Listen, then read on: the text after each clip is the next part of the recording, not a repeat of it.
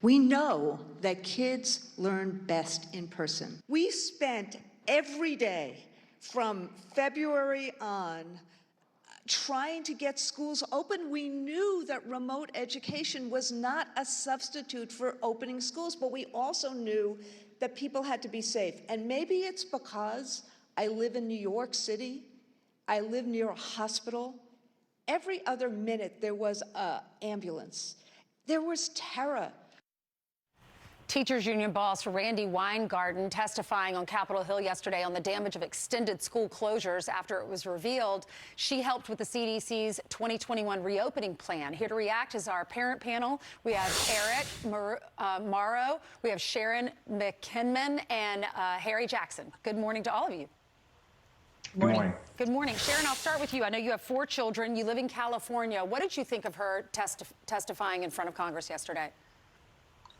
Well, this just feels like a really heartbreaking session of I told you so, because as parents, we knew during this time frame that our kids were being just absolutely devastated by the school closures. And what's, coming to light now is that we were right. Our kids were being harmed, they were being damaged, and the excuses just aren't cutting it. The decision makers did not do what was right for our students. And I think that's coming to light, and there needs to be accountability, because this can never happen to our nation's children again. And for parents that saw the damage being done to our children, there's just no excusing it. Okay, so Harry, you have 3 children. You live in Virginia. And she Yes. talked yesterday about speaking to the CDC director twice before the February 2021 school reopening strategy was released from the CDC. She says we suggested concepts. We didn't suggest a line-by-line edit, except in one situation, a recommendation for teachers who were at risk. What do you think about that? Because even she's suggesting concepts. Those concepts might have been, we're not ready to open schools because I live near a hospital and I hear the ambulances here in New York City.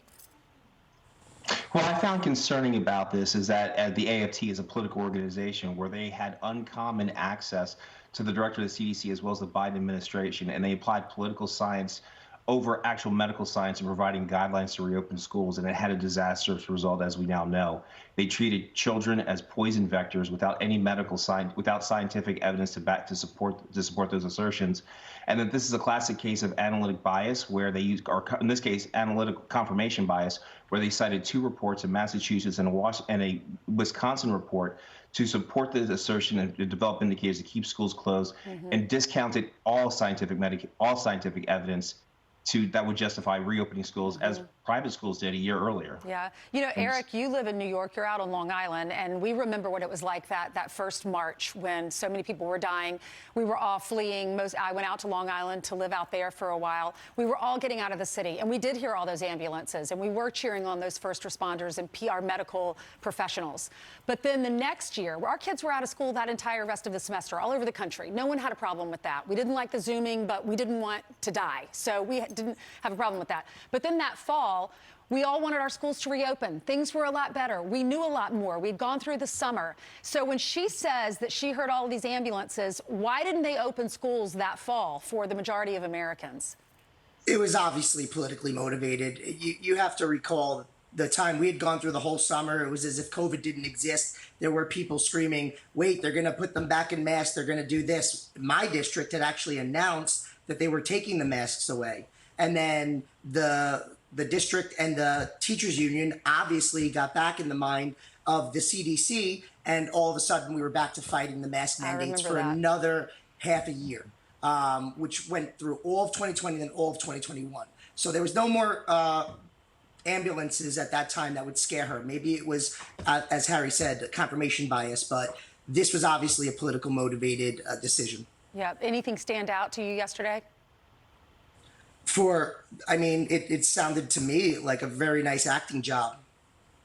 Sharon? Yeah, again, just the lack of empathy and concern and understanding of what our children actually needed. It definitely sounded like she wasn't sitting in a room with a child that was losing their love from learning in front of a computer screen or crying because they missed their friends or their sports.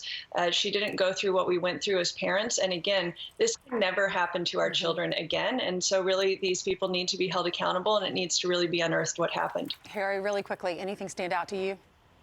Yes, her proposed solution, community schools. They're piloting such a program out here in Fairfax County where they provide wraparound services. These actually remove children away from their parents.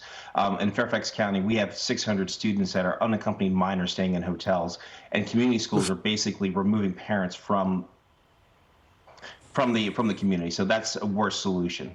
Okay. Eric, Harry, Sharon, thank you so much.